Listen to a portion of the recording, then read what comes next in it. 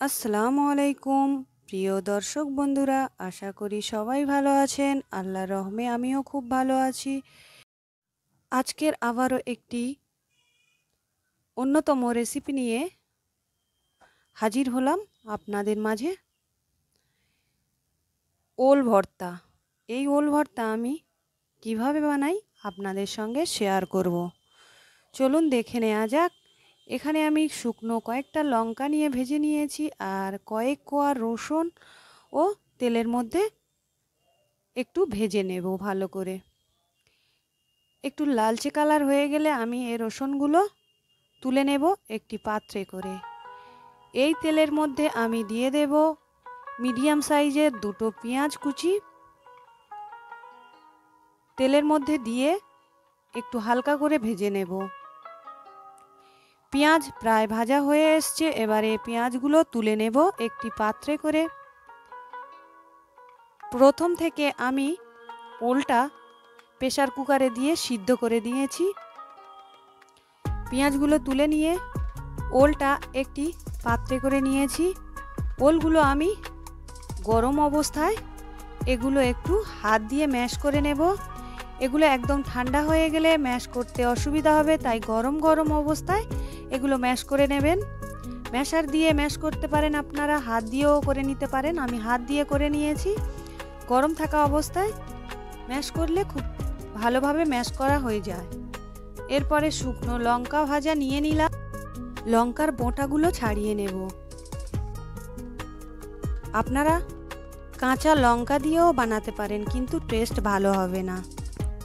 শুকনো লঙ্কার টেস্ট আলাদা। এরপরে এখানে আমি স্বাদ অনুযায়ী লবণ নিয়েছি, আর রসুন ভেজে রেখেছিলাম রসুনের কোয়া নিয়ে নিয়েছি। এবার ভালো করে আমি লবণের সঙ্গে শুকনো লঙ্কা মেখে নিয়েছি। এরপরে রসুনের কোয়া নিয়ে একদম ভালো করে আমি ম্যাশ করে নেব। যে কোনো ভর্তাতে এই রকম রসুন ভেজে আপনারা ভর্তা বানাবেন, ভর্তার টেস্ট আরও দ্বিগুণ হয়ে যাবে।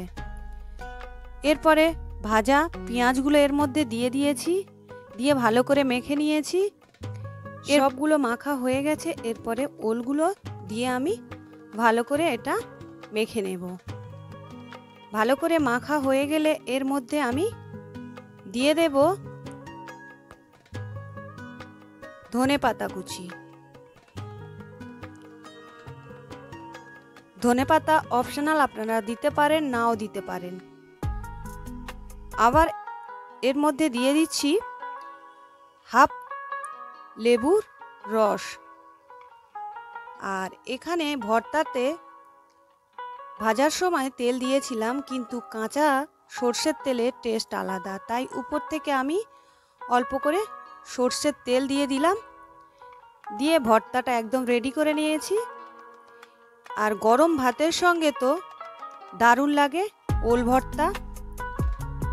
ডিম ভর্তার স্বাদ যেমন, ওল ভর্তার স্বাদই তেমনই সেম। আপনারা এইভাবে বাড়িতে বানিয়ে খেতে পারেন। এরপরে আমি গরম গরম ভাতের সঙ্গে এটা পরিবেশন করব। আশা করি আপনাদের ভালো লেগেছে। ভালো লাগলে লাইক, কমেন্ট, শেয়ার করবেন, পাশে থাকা বেল আইকন প্রেস করবেন, আর সাবস্ক্রাইব করতে ভুলবেন না। এই রকম সুন্দর সুন্দর রেসিপি নিয়ে আবারও হাজির হয়ে যাব। তাহলে এখানেই শেষ করছি। পরের এপিসোডে দেখা হচ্ছে। সুস্থ থাকুন, ভালো থাকুন। আমার পুরো ভিডিওটা দেখার জন্য আপনাদের অসংখ্য অসংখ্য ধন্যবাদ। আল্লাহ হাফেজ।